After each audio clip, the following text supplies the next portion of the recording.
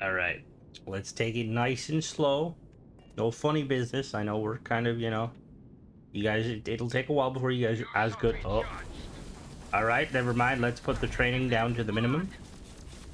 Everyone, form up. Let's show these House Faroon lackeys what happens when you mess with the fleece and not the Crimson Fleece. Get them, guys.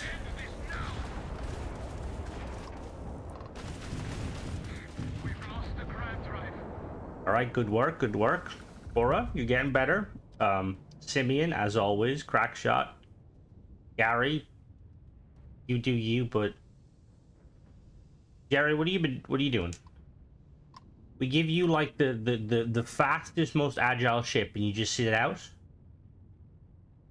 All right, we're gonna have to work on that. But good job, guys. Let's jump back. Maybe it was a bad idea doing some training maneuvers in Serpentis.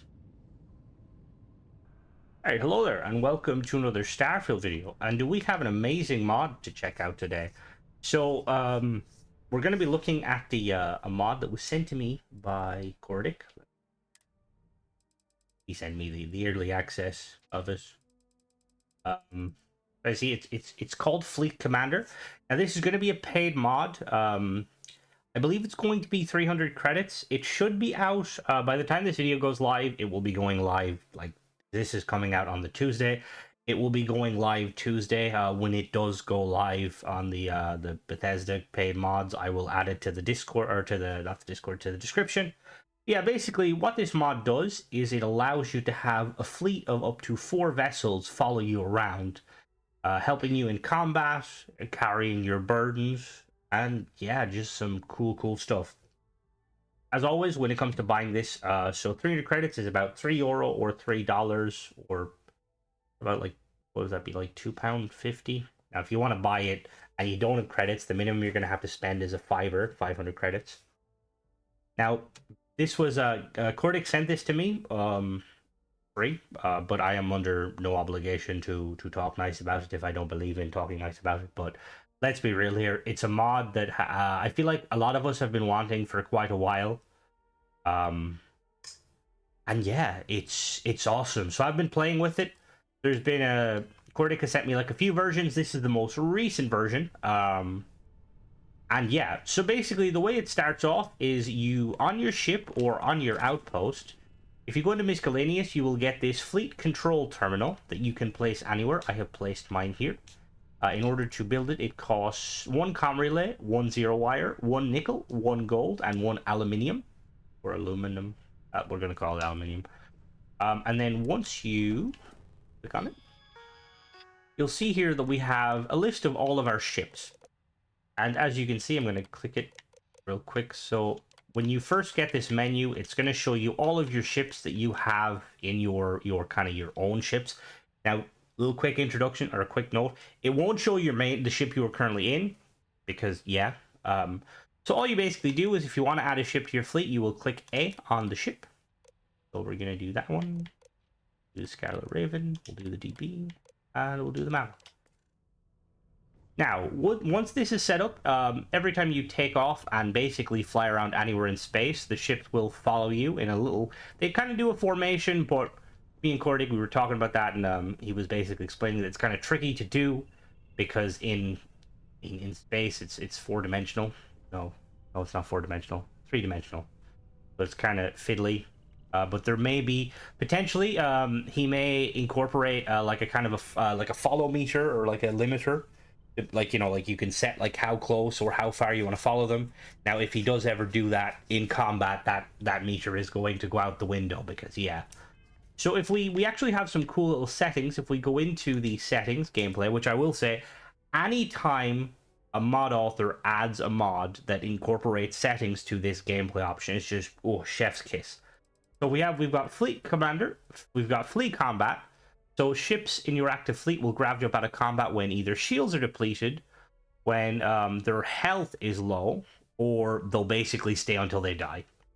So you can do low shields, low health, or dispensable. Shared cargo, your home ship's max cargo and shielded cargo will be equal to the combined max cargo of your home ship's fleet.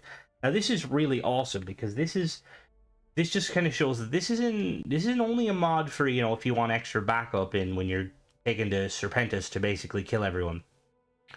This basically means that it takes into account your ship, and obviously I don't know why you disable that. And then we have set home ship on far travel, so it allows you to set the home ship when traveling to another planet or system on the same system. And then set home ship on docking active fleet allows you to immediately set your home ship when docking with a member of your fleet. So the set home ship on far travel, I'm going to be honest, I couldn't figure out what this means, and it was a setting that I forgot to ask Cordic. I think I did ask him.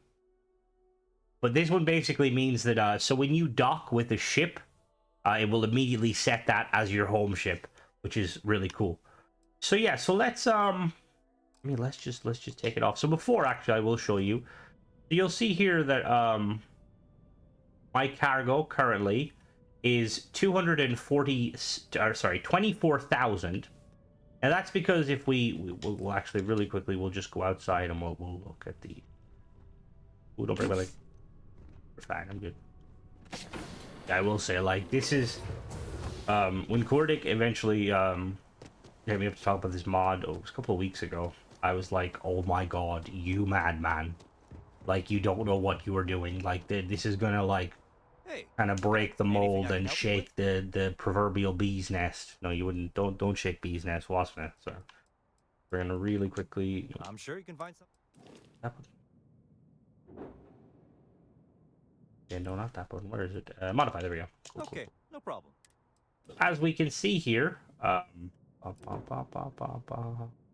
you'll see the cargo capacity of our ships. Now, one of the things you'll notice is the size limit is kind of big, and that's because it's taking into account the base ship. So if we modify this one, I believe this one is a cargo, so this is 21k cargo, and I have a perk that increases the cargo, so it's more like 40. And then we also have the Grimace. The Grimace has 4,700 cargo, which again is going to be buffed. And then we also have the Scarlet Raven, which has 1,200 cargo, which, you know, it's going to buff. And then we have the DB, which has 1,800 cargo. So we've got, what is that, 18... We've got about... I think we've got about, like, 10 to 15k cargo without the perk. And obviously with the perk, we have, as you can see there, we have 24,000 cargo, which is pretty amazing. Now, one thing to note is this is just like a stat buff. So, like, let's say, for instance, if you, like, load up all of your ships, the cargo doesn't get sent to, like, different ships. It just stays on your ship. So that's kind of handy. Like, you don't have to worry about kind of going from kind of point A to point B. You know, like, oh no, there's some of my cargo is on the ship. But anyway, let's go and take off, and we'll kind of showcase some of this, because it's awesome.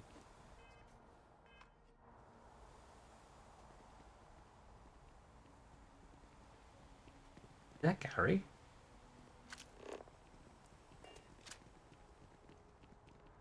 Gary, what are you doing? What the fuck were you doing?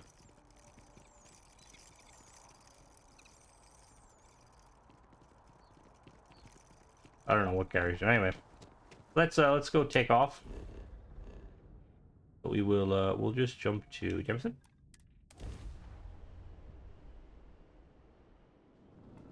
And when you jump in, you'll hear them all jump in behind you. The ships will stay behind you, and they'll follow you at a distance of, currently, as you can see, a distance of about 100, or about...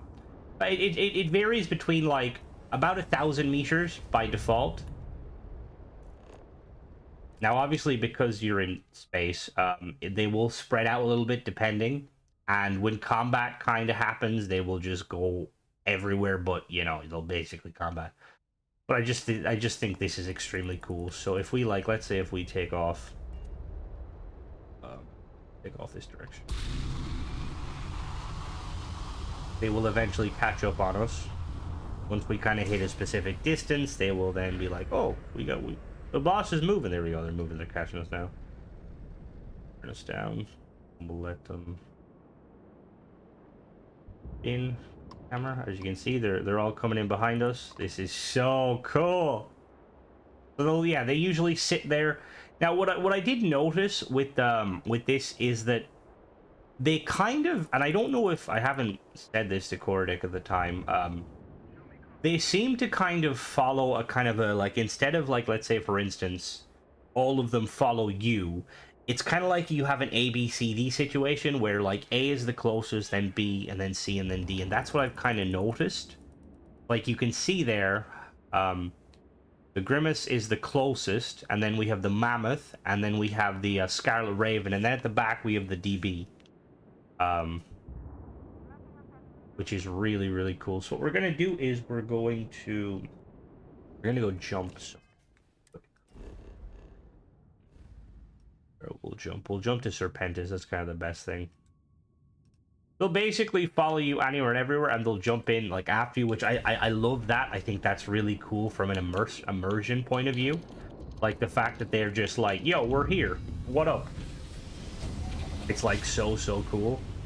Like you'll hear them when we jump in, you'll hear it. Oh. God damn, I need to fix that. We're gonna jump to somewhere that's not that. Oh, jump here.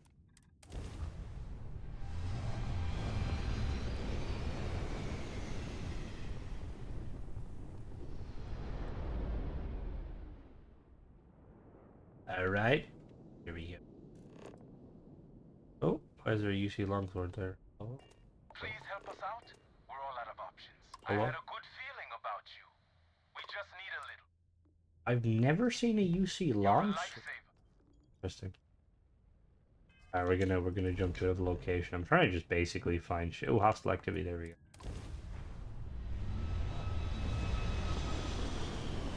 But I will say, in combat, I always set mine to basically like fight to the death, and they can die.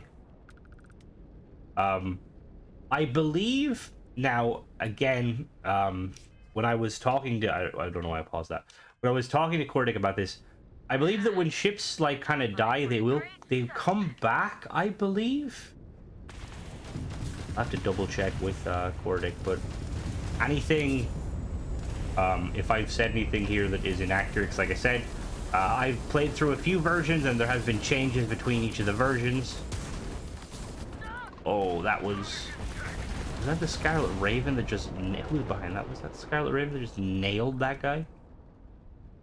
Oh no, it was the Mammoth. Alright, so we're gonna dock with the ship just to kind of show what would happen. Basically, now there's no one inside because it's kind of automated. Or it gets at some point, he might be now this is my home ship. And then we let's get bored. At some point he might like add stuff, but for the time being it's more kind of convenient. Where am I?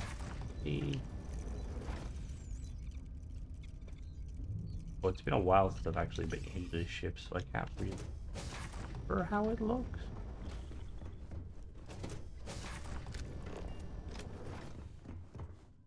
Oh, there we go. Okay, cool.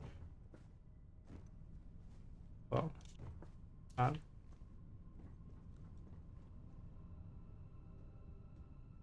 you can see the ships are all just kind of chilling out that way. On dock.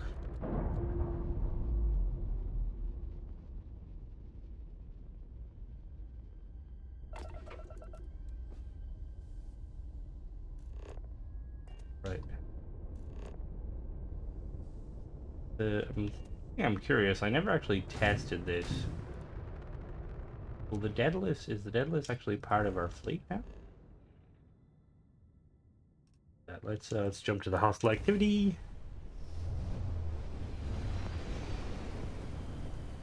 One thing is, I don't know, because I was saying this to Cordy, because there's a lot of, obviously I am not a modder. But things, okay, yeah, so the ship you basically swap out with, it doesn't automatically become part of your fleet, so that's one thing to remember. Oh wait, no, it does. It does. No, it does. It does. What am I doing? I'm an idiot. Alright, well they're gonna go and kill absolutely everything. We'll do free cam, watch them.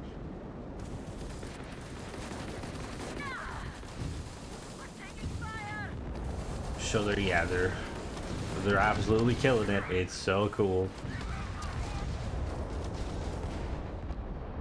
And I think they got everyone. Did we lose anyone? We all alive? I believe so. Yep, we are all alive. Cool. You'll see that the NPCs or the yeah, not the NPCs. That my shit. You'll see that the they're highlighted in little blue arrows, which kind of tells you that they're yours.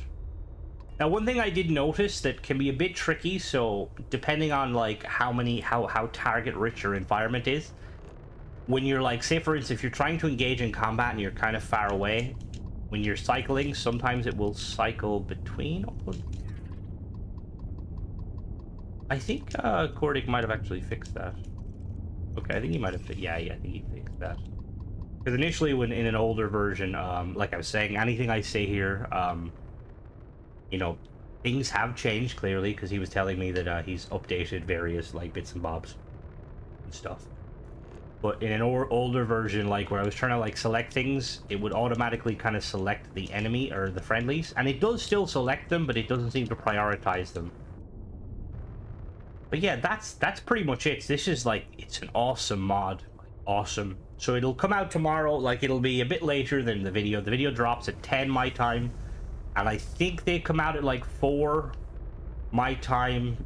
So you'll probably have to sit there rocking back and forth in your chair for like maybe like 6-7 hours until the mod comes out.